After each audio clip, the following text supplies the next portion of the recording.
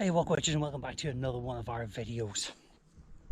Tonight you find me in a forest. These are Scots pines out behind me, and there's a wee bit of deciduous stuff in here too. There's rowan over here, there's sycamore, there's holly, not that it's deciduous, but there's holly here too, and gorse. And there's heathers and bracken and stuff all the way up through. It's beautiful, beautiful. But if I turn around this way, you get a very different view, very dark, very mysterious. Because in there's a plantation, mainly Sitka spruce. Got Sitka spruce. That's it. It's a monoculture in there. But although I've walked in plenty of forests and I've even camped in a few forests, I've never actually filmed in a forest. So I thought, you know what? Let's rectify that tonight. Let's come out to the forest and try and find somewhere to pitch the tent and spend the night in the forest. I can't wait. I love forests. They're so different to being on the mountain. Out in the mountain you get lots of views and it's very open and airy. In the forest it feels like a sort of a big wall around you. So let's go for an adventure. Stay with us for the journey. It should be fun.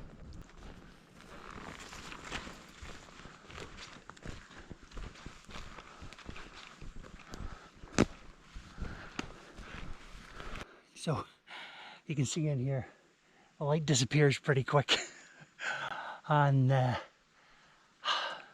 feels all very close in because these branches come right down to the ground too, so it's quite difficult to sort of break your way through. There's only a few wee patches of light, and when the light breaks in, then all the sort of plants try and race for the sky. So you've got lots of bracken and heather and ferns and stuff that make their way in there. So trying to camp in a plantation like this is always like a trade-off between safety and security and comfort and practicality. Trying to find a place, and if you have a look at the forest floor, if I scoot across this wee stream and have a look at this wee forest floor, what you'll see is it's mainly just a moss of some description, some sort of club moss, and pine needles, which means that it's pretty acidic, nice and soft to lie on, but pretty acidic. And you can see this wee stream here creates this wee corridor of ferns the whole way up, because directly above it is the light. So those plants are getting light and water, so they find a wee oasis. Me, on the other hand, still haven't found a camping spot.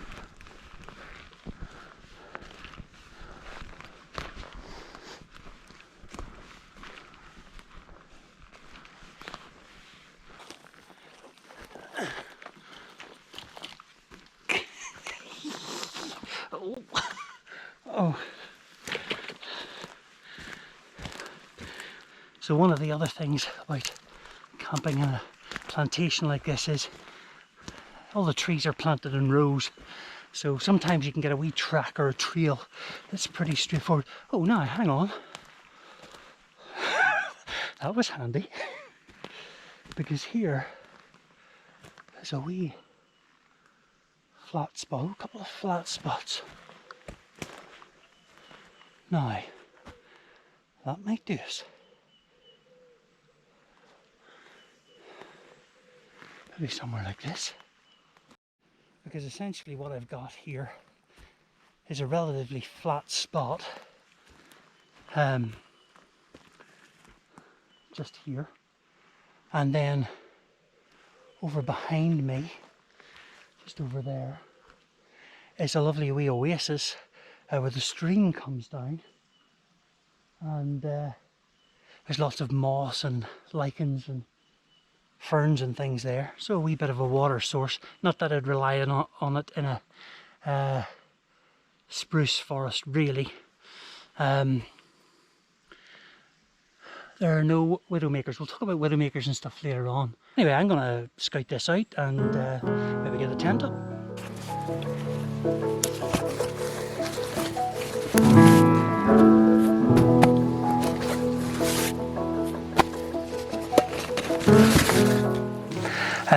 This is not exactly where I'd anticipated camping tonight. Not that I had a plan for this camp. I just thought I'd take a wander into the plantation, into the forest, and see what I could find. And this is what I found this evening.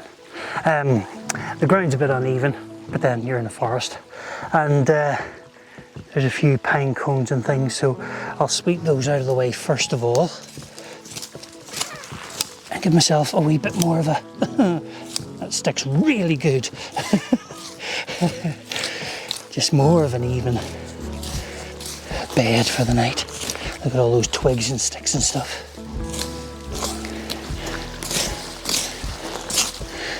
That gives me a wee bit more of an even bed. Weather tonight is a bit mixed. We've had a really dry spell, a little heat wave for a week or so, and now it's turned a bit mixed, but it's still very warm. I am roasted, I'm sweating, something shocking. And there's potential of rain tonight. And actually I like that. I like rain in a forest. I love a camp that has a wee bit of rain in it. So yeah, it'll be cool to have rain in the forest. If I'm in my tent tonight, it'll be really cool. So yeah, also I have a new footprint for the Lanshan 2 to go down. So actually it's a really timely camp, because the footprint is really good for sort of protecting the base of your tent from anything that might be sticking up. This was sent to me by Rob, one of our subscribers, so thank you again, Rob, for this. This is really generous and just so lovely to have, and particularly tonight in the middle of the forest. See, it's really handy. So thanks again. So laying the footprint out is really quite handy, because then I know roughly where my tent will go and what space I need. Yeah, that looks about right.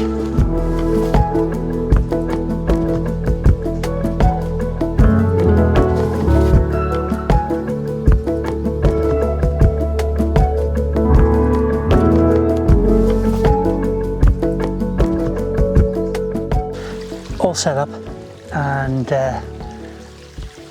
ready to get in the tent. The midges are starting to come out now. It's funny, just towards the end of setting the tent up there, I started to feel them around my watch strap and stuff. But I have some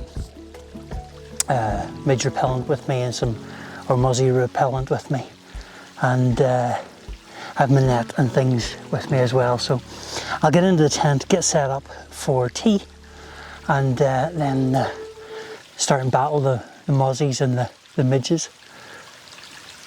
So quiet in here, so quiet.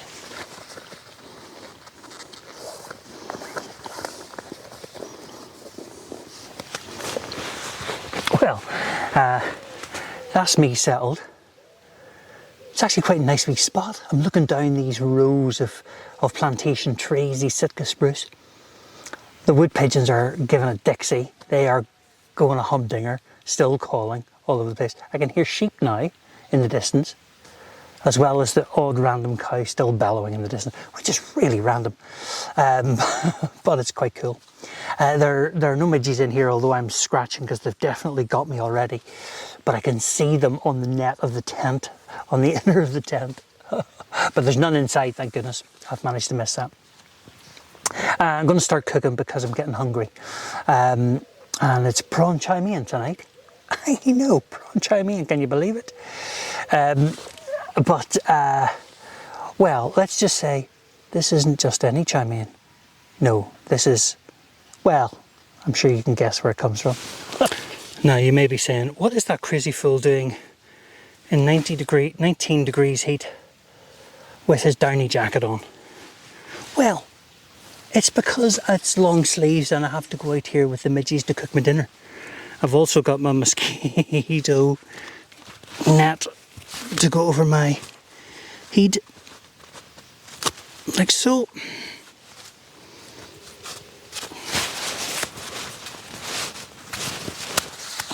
I'm going to tuck that over the top. Now, This shouldn't actually take too long, believe it or not. Here are my prawns. That's a cool block that I had just to keep everything nice and cold. So this shouldn't take very long because the prawns are already cooked, and so they really just need heated through properly. And with the M&S noodles, they just really need 2 minutes in 2 tablespoons of water. So essentially what I'm going to do is I'm going to do the sauce with the prawns, heat those all up together, add in the noodles in the water, bring it all to the boil for 2 minutes, and that should be it, in theory. Here we go. Oh.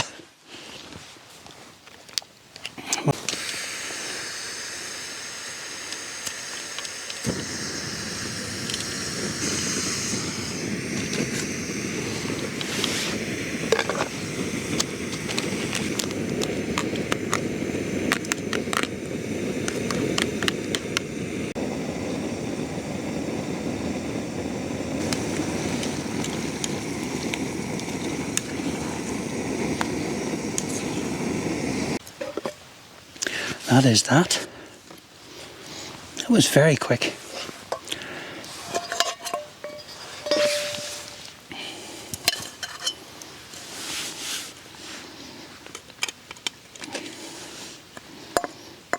Look at that.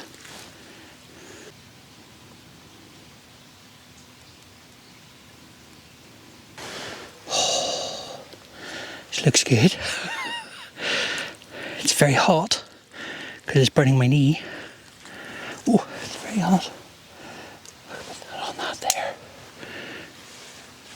Oh, that's better. Let's try the prawns first.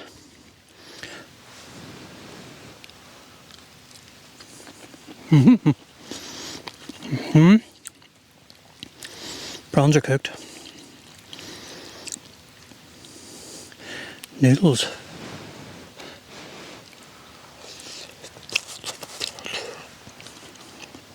are cooked. Oh, it's a nice flavour too. Yeah. It's very hot. Now let's talk trees. Because apart from the fact that I wanted to come into the forest for a nice night in the tent in a forest and hopefully a wee bit of rain, I wanted to bring you here to a plantation forest, because this is mainly Sitka spruce. In Northern Ireland, only 8.5% of our land is covered in woods, trees. And 60% of that is this type of thing. New plantation woodlands, mainly monoculture, Sitka spruce, that kind of stuff. And of course, if you have been down near Dunny Water or towards the Annalong Woods, you will see a lot of that has been cut down and removed, ready for shipping out using in industry and furniture making and all that kind of stuff. Because it's a softwood, it's farmed for industry, and it's not designed to be there for terribly long. Down south, however, it's a different story. By about 1925, Southern Ireland had dropped way down to 1% of their land being covered in forest. And they took a lot of action. And now, as of the last count, 11.5% of their land mass is now covered in trees. However, again, there's a lot of this new plantation stuff. So it's farmed, it's arboriculture, it's farmed woodland that is, or farmed plantation trees that are then cut down for industry and for making stuff with. The difficulty with that is that biodiversity doesn't thrive here. You'll have seen from the forest floor here, there's very little on it.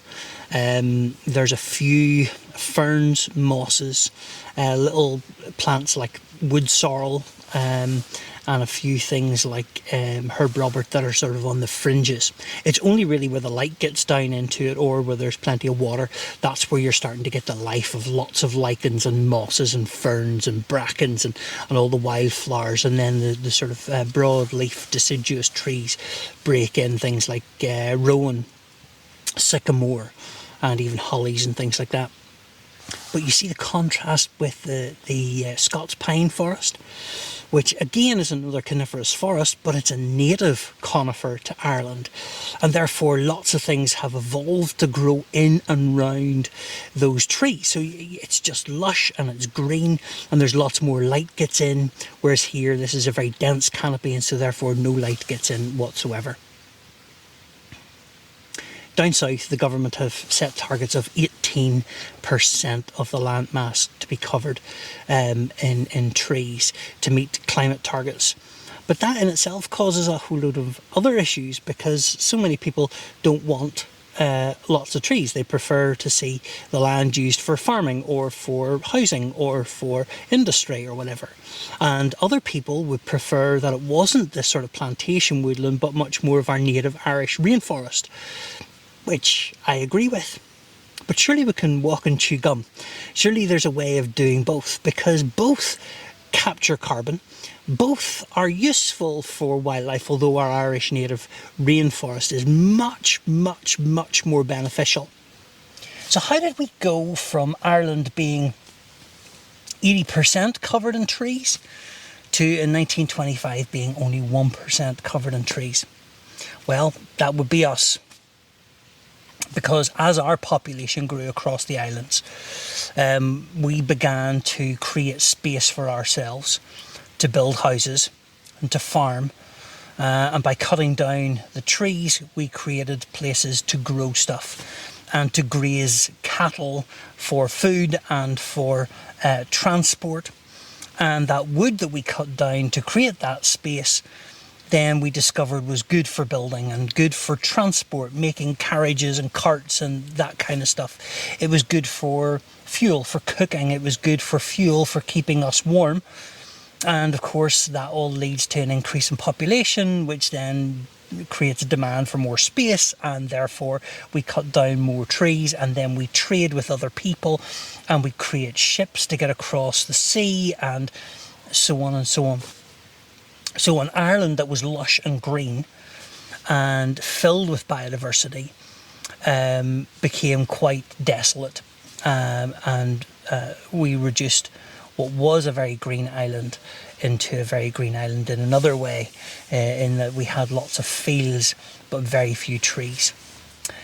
I'm a great believer in the fact that we can begin to restore or replace a lot of our old native Irish woodlands, begin to expand what we've got, restore bits that have been wrecked, and expand and grow the network of broadleaf old Irish woodlands. You know, quite often when we come out hiking, or more often than not when we come out hiking, it's places like this that we see, particularly in Mourne. This is, you know, normal. Plantation is everywhere. If you're down Dunnywater, or if you're, you know, coming up through Donard Park, there's a little sliver of broadleaf woodland, and then all of a sudden you're into the coniferous stuff again, and then you're up on the Donard.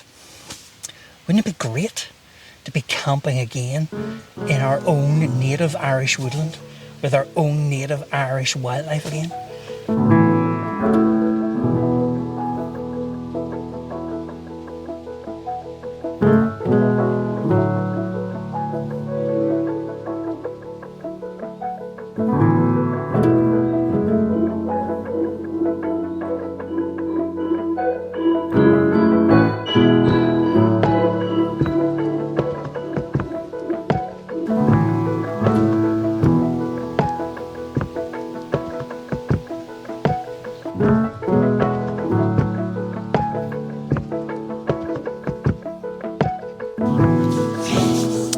Now, Walkwatchers, I have a big announcement, because I'm leaving Cadbury's Caramel. I know the shock. I can hear the ripples of shock across the front rooms of Northern Ireland as I announce that I am leaving Cadbury's Caramel. But I'm leaving it for this. This is divine milk chocolate and salted caramel pieces, and it's absolutely gorgeous. Now, there are a number of reasons why I'm swapping, and all very serious reasons, I think, anyway. Because for some time now, I've kind of noticed that Cadbury's Caramel isn't as creamy, isn't as chocolatey as it used to be. And it's quite true that they have dropped their milk solids down to about 14% of volume, and and they've dropped it down to about 20% cocoa solids. And you've probably heard before that now in the EU they can't really call it chocolate any longer because it doesn't meet the volume of cocoa solids.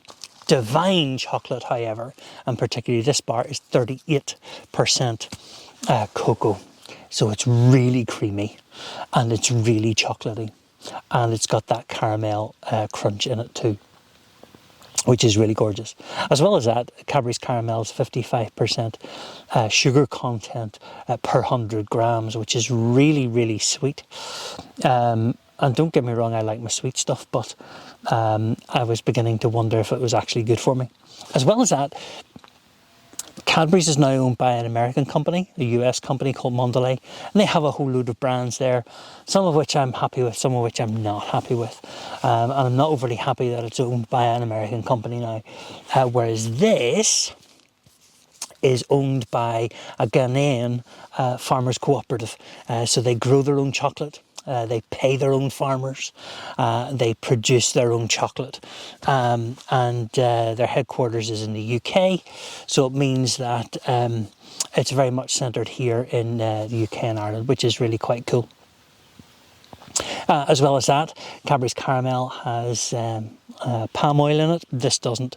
And even the wrapper of this, the wrapper is paper, which can be recycled, and the foil can be recycled, which it can't be in Cadbury's Caramel because it's a plastic coated covering, so it can't be recycled. So the recycling element, the sustainability element, the fair treatment of the farmers and good wages and the sustainability and the good farming practices, as well as the taste and the sugar content, has kind of led me to think I can't eat Cadbury's Caramel anymore. I can't put my hand on my heart, as well as the health benefits, of course. This is a much smaller bar than Cadbury's Caramel that I was consuming every night that I came out into the tent. It is a little bit more expensive, but I think I'm willing to pay that extra for all the goodness that goes into this little bar. So, ladies and gentlemen, tonight is officially the first night that I will be having divine chocolate in the tent instead of Cadbury's Caramel. So I'm going to get into my bed. I'm going to read some. I might not even get into bed. I might just lie on the top of the bed because it's still so warm. But I'm going to get into bed. I'm going to read some.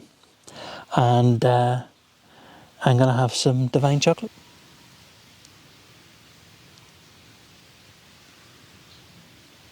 Well, good morning.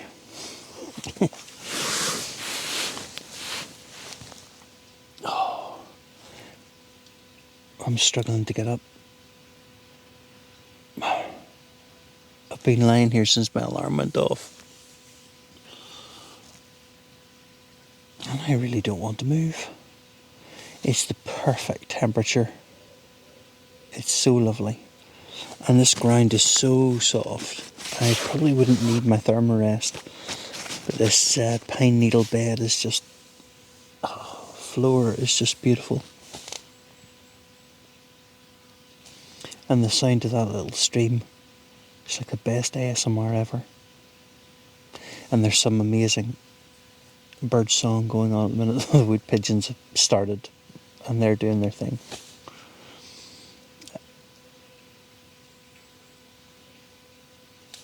I love labradoodles. I love labradoodles. That's what I imagine that they sing all the time. And then there's a little goldcrest who's obviously working his way down the forest. picking off all the little insects and things. That's Ireland's smallest bird, the goldcrest. Every now and again when you hear the wood pigeons take off, they clap their wings together, kind of like a signal that they're here. So when they take off. And I've been doing that all morning around the place, which has been quite fun. Yes, but I can hear the sheep, they've only just started again. And the cows were bellowing about 10 minutes ago. Don't know what was going on with them. Oh, he's decided to sing a different song this morning. Oh, stopping halfway through too. So yeah, it's a pretty lazy morning.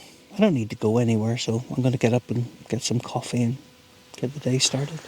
It's turned out to be a perfect morning.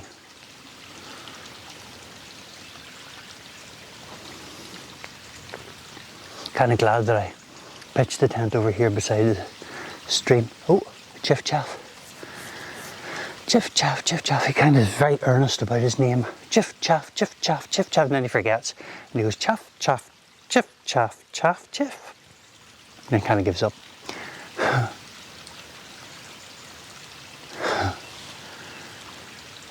Beautiful sounds in the woods this morning. Yeah, so when you're siting your tent in a forest, a couple of things to try and do. Obviously you want to get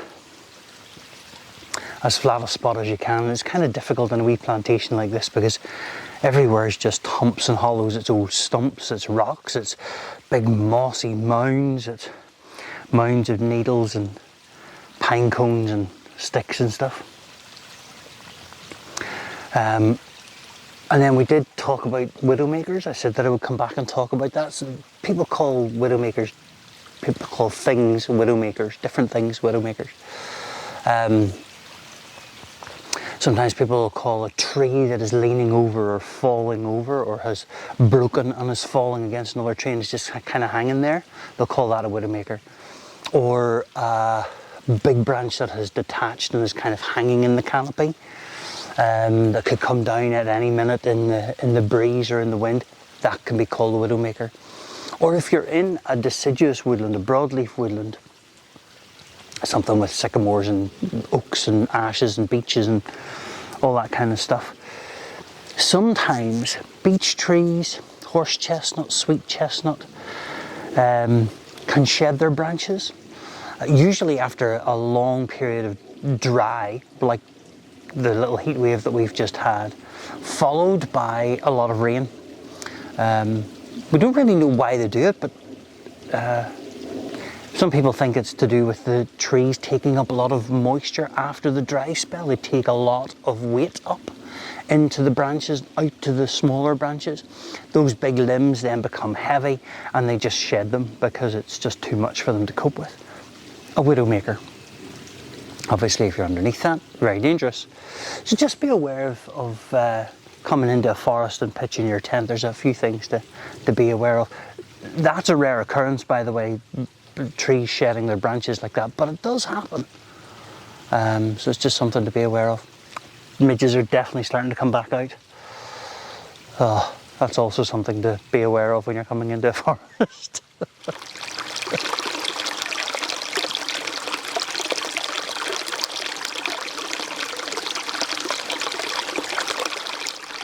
Guess what? All packed up and ready to go. Look at that. Just a lovely wee spot in the middle of the forest. Yeah, this has been a lovely wee camp. Maybe you're coming out over the summer holidays. Maybe you're going to get a chance to just nip away off for an evening. Why don't you try a plantation? Why don't you try a little forest? Just a special place.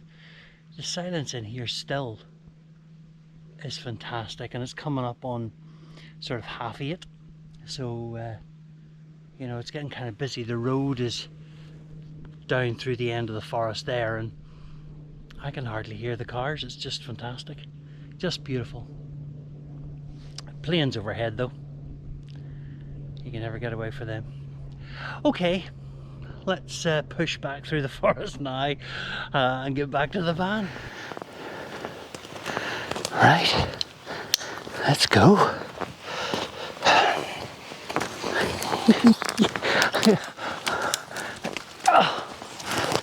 How come coming out of a forest never as hard as going in? He says as he's now lost. Oh no. No, here we go.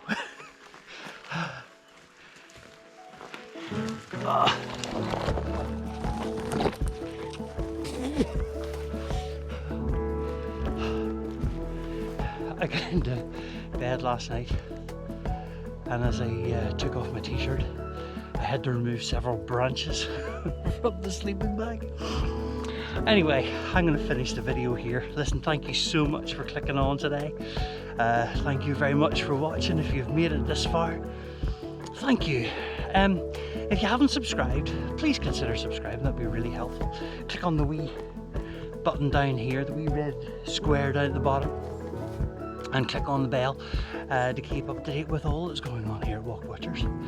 And of course, why don't you get your boots on, go outside and go exploring, and I'll see you on the next one.